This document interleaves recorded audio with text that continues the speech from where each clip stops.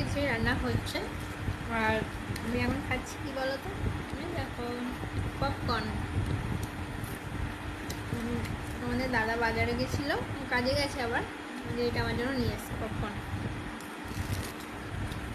আমার এই পপকর্ন খেতে বেশ ভালো লাগে। মাঝে মধ্যে যখন কিছু খেতে ইচ্ছে করে, খাবার থাকে না, তখন তোমাদের দাদাকে বলি এনে দিই। আর আমাদের পপকর্ন এই সামনে মোড়ের মাথাতেই একজন করে, ভ্যান গাড়ি নিয়ে বসে একদম এই গলি থেকে বেরিয়েই সামনের দিকে, তো নিয়ে এসছে, এরকম খাচ্ছি। তোমাদের কার কার পপকর্ন খেতে ভালো লাগে কমেন্টস করে জানিও।